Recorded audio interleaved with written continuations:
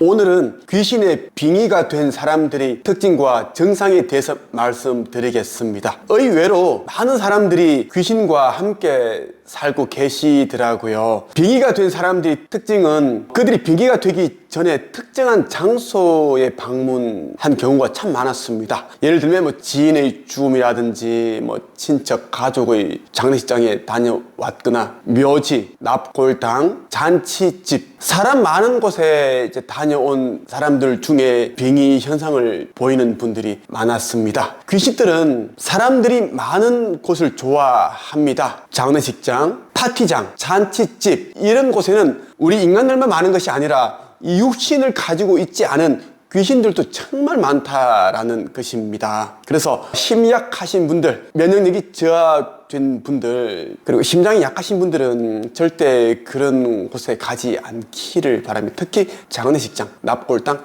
묘지 근처에도 가지 않는 것이 좋습니다. 우리 인간은 양의 기운을 가지고 있지만 귀신들은 음의 기운을 가지고 있습니다. 그렇다 보니 주로 밤에 활동하죠. 밤 9시, 10시부터 해서 새벽 4, 5시 이때가 가장 활발하게 음의 기운을 가지고 있는 귀신들이 활동하는 시간대라고 보시면 좋겠습니다. 물론 대낮에도 우리 눈에는 보이지 않지만 이제 안을 가지고 있는 분들은 이 영들을 보시는 분들이 너무 많습니다. 아주 많은 영혼들이 우리와 함께 하고 있는데 다만 이제 우리와 다른 세계의 차원에 있다는 것입니다. 빙의가 되면 나타나는 증상들이 있습니다. 몸에 힘이 쫙 빠집니다. 그렇게 활발하고 명랑했던 사람이, 긍정적이었던 사람이 자꾸 힘이 없다고 합니다. 기운이 없다, 뭐 하기 싫다, 가기 싫다 이런 이제 말을 쉽게 하게 되죠. 그리고 아주 사소한 일에도 예민해집니다. 쉽게 다투게 되죠. 무기력해진다는 겁니다. 삶에 대한 애착이 사라집니다. 그리고 자존감이 낮아지죠. 다른 사람들이 기분 나쁜 소리를 해도 별 대꾸가 없습니다. 자존감이 낮아졌고 자신감이 사라졌기 때문에 그런 이제 반응이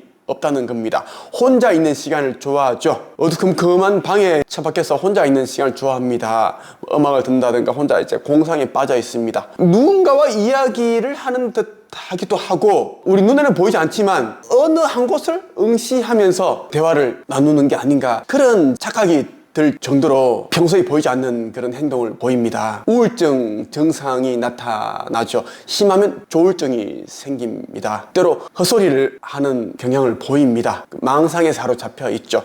그 이유는 빙의라는 것은 다른 영혼이 내 이육신 안에 들어오는 것을 말하는 겁니다. 그렇다 보니 내 몸이지만 내 몸을 마음대로 자유자재로 이렇게 움직일 수 없습니다. 너무 갑갑하죠. 무기력해지고 기력이 없고 그러니까 자연히 이제 우울증 증상을 보이게 되죠. 주위에 아무도 없는데도 혼자 중얼중얼 거린다든가 뭐 이곳 저곳을 배회하는 분들이 있죠. 가족 중에 그런 분들이 있다면 좀 의심을 해볼 필요가 있습니다. 이 빙의 증상이 심한 경우에는 귀신의 소리가 환청으로 들리기도 합니다. 귀신이 보이기도 하죠. 환시라고 합니다. 환각 증상을 보이는 사람들도 있습니다. 주위 사람들은 아무것도 보지 못하는데 자기 눈에는 검은 옷을 입고 뭐 갓을 쓰고 영혼들이 다가온다. 귀신이 보인다. 검은 생머리의 여자가 앞에 서 있다. 이런 환각 증상을 보인다라는 것입니다. 무언가를 보게 된다라는 것이고요. 귀신에게 빙의가 되었다면 병원에 가더라도 이렇다 할 병명이 없습니다.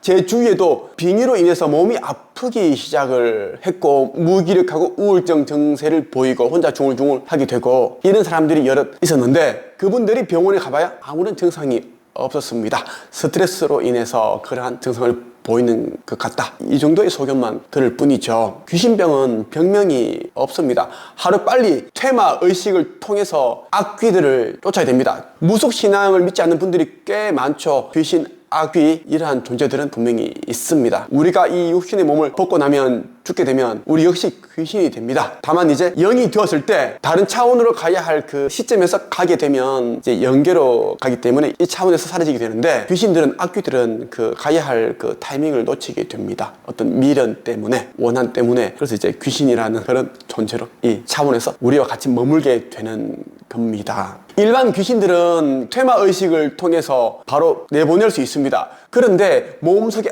악귀가 들어오는 경우에는 잘 떨어지지 않습니다. 때로 그 악귀들은 거짓말을 해요. 내가 신령이다. 내가 조상신이다. 너는 신내림을 받아야 한다. 이런 거짓말을 한다라는 겁니다. 신내림을 받지 않아야 할 사람이 신내림을 받게 되면 또 문제가 생깁니다. 조심해야 한다라는 거죠. 원귀나 객사귀가 몸에 들어온 경우에는 일반 귀신에 대해 타격이 아주 큽니다. 원귀는 원통하게 죽은 귀신을 말합니다. 한을 품고 있기 때문에 사람들에게 어떤 해를 가하고 병을 일으키기도 하고 집에 우환이 생기게 하는 그런 존재죠. 객사귀는 자살, 타살, 익사, 물에 빠져 죽었거나 교통사고 등으로 불행한 죽음을 맞은 귀신을 말합니다. 이런 귀신들을 객사귀라고 이야기를 하죠. 만일 조상 원귀나 조상 객사귀의 경우에는 퇴마의식만으로는 불가능한 경우도 많습니다. 퇴마로 쫓아내더라도 마땅히 이제 그 영혼들이, 귀신들이 갈 곳이 없기 때문에 다시 이제 몸속으로 돌아오는 경우가 많습니다. 반드시 천도제를 지내서 영혼들이 업장을 소멸시켜 드리고 극락세계로 보내드리는 게 가장 좋습니다. 그래야지 뒤탈이 없다라는 것입니다. 나와 아무 인연이 없는 객귀나 원귀가 몸 안으로 들어왔을 경우에는 일반 퇴마의식만으로도 충분히 내쫓을 수 있습니다. 오늘은 여러분들에게 귀신의 빙의가 된 사람들의 특징과 증상에 대해서 말씀을 드렸습니다. 영상이 도움이 되셨다면 구독과 좋아요, 전체 알림 설정 부탁드립니다. 감사합니다.